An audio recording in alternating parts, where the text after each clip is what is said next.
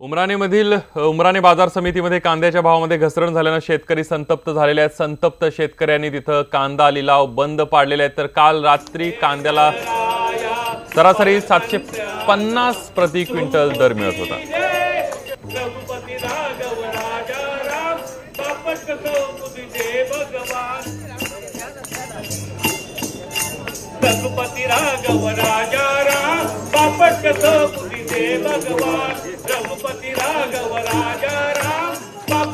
पुणेकरांच्या तोंडचं पाणी पळवलेलं आहे आणि पालकमंत्र्यांच्या घरात किंवा दारात हे आंदोलन आहे। कारण कसबा मंदिराच्या समोर बसलेले आहेत। कसबा हा गिरीश बापट यांचा मतदारसंघ आहे पालकमंत्री, त्यामुळं पालकमंत्र्यांनी पुणेकरांच्या तोंडचं पाणी पळवलेलं आहे म्हणून हे भजन आयोजित केलेलं आहे। आपण विचारूयात काय काय तुमचं कारण आहे, तुम्ही भजनातून मांडताय, जरा आम्हाला सांगा काय 4 ओळी भजनाच्या काय आहेत?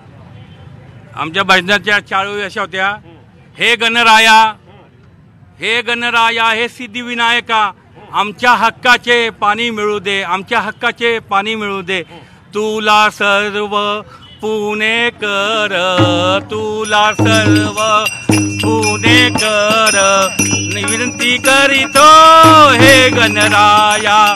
गिरीश बापटांच्या विरोधामध्ये बॅनर्स लागली की अजित पवार होते तेव्हा दुष्काळ असताना सुद्धा पाणी देत होते, तुम्ही पाणी देत नाहीत। आता बापटांच्या विरोधामध्ये भजन आहे, त्यामुळे पालकमंत्र्यांनी खडबडून जागवण्याची वेळ आहे। दुसरी एक गंमत आहे, मोहन जोशी यांनी पुणे लोकसभेसाठी स्वतःचा दावा ठोकलेला आहे 2019ला आणि भाजपमधून अशी चर्चा आहे की यावेळी गिरीश बापट उत्सुक आहेत, त्यामुळे कदाचित याचा पुढचा अंक आपल्याला लोकसभा निवडणुकीला जोशी विरुद्ध बापट बघायला मिळतोय, ज्याची सुरुवात किंवा नांदी या भजनातून झालेली आहे। व्हिडिओ जर्नलिस्ट निखिल करंदीकरचं अद्वैत मेहता, न्यूज 18 लोकमत, पुणे। बघूया पुढची बातमी। मनमाडमधील उमराणे बाजार समितीमध्ये कांद्याच्या भावामध्ये घसरण झालेली पाहायला मिळाली आणि या सगळ्याचा परिणाम जो आहे तो शेतकऱ्यांनी लिलाव बंद पाडलेले आपल्याला दिसले। यानंतर बघूया पुढची बातमी पुण्यातली आहे। पुण्यामध्ये पोलिसांकडून हेल्मेट सक्तीची काटेकोरपणे अंमलबजावणी सुरू आहे। पुणेकरांचा विरोध असला तरी हेल्मेट न घालणाऱ्या दुचाकी चालकांवर दंडाची कारवाई पोलिसांकडून करण्यात येते। पुण्यामध्ये नवीन वर्षामध्ये 1 जानेवारी 2019 पासून हेल्मेट सक्तीची अंमलबजावणी सुरू झालेली आहे। पहिल्याच दिवशी 7,500 हेल्मेट न घालणाऱ्यावरती कारवाई झालेली आहे। दुसरा दिवस आहे आणि आपण बघतोय अलका टॉकीज चौक किंवा टिळक चौक आहे प्रसिद्ध, तिथं कारवाईला सुरुवात आहे। लाईव्ह दृश्य बघतोय आपण, जे दुचाकी स्वार हेल्मेट घालत नाही आहेत त्यांना ट्रॅफिक पोलीस अडवत आहेत आणि दंड वसूल करतायत। याकरता गेले 2 महिने प्रबोधन पण केलं होतं पोलिसांनी आणि सांगितलं होतं, परंतु बरेच जण वापरायला लागलेले आहेत, परंतु काही जणांचा विरोध देखील आहे, वापरत नाही आहेत आणि अशा न वापरणाऱ्यांवरती आता कारवाई जी आहे ती सुरू झालेली आहे।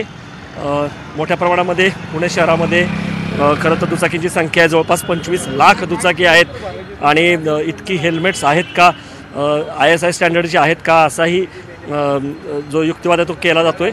परंतु रस्त्यावरचे जर अपघात बघितले दुचाकींचे होणारे तर त्यामध्ये खूप दुचाकीस्वारांचे प्राण जात आहेत, म्हणून तुमच्या हितासाठीच आम्ही हे करतो आहोत असा पोलिसांचा दावा आहे। आपण बघतोय मोठ्या प्रमाणावरती दुचाकी चालक जे आहेत ते इथं थांबलेले आहेत, किंबहुना त्यांना अडवलेले। आपण प्रयत्न करूयात संवाद साधायचा।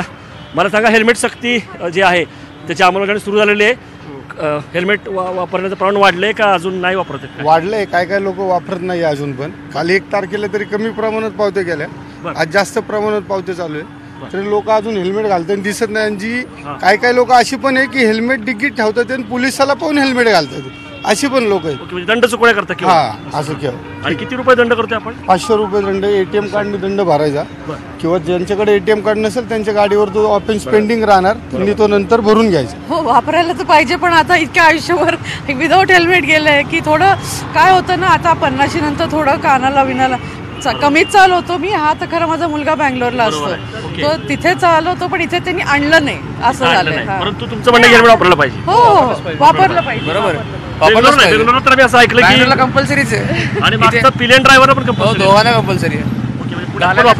पुण्याला घालायला पाहिजे, पण सर्कमस्टॅन्सेस चुकीचे आहेत। आता खऱ्या अर्थाने हेल्मेटच्या सक्तीच्या अंमलबजावणीला सुरुवात झालेली आहे आणि हेल्मेट तुम्ही पुण्यात असाल आणि हेल्मेट तुम्ही घातलं नाही तर तुम्हाला 500 रुपये दंडची जी पावती आहे ती फाडावी लागेल।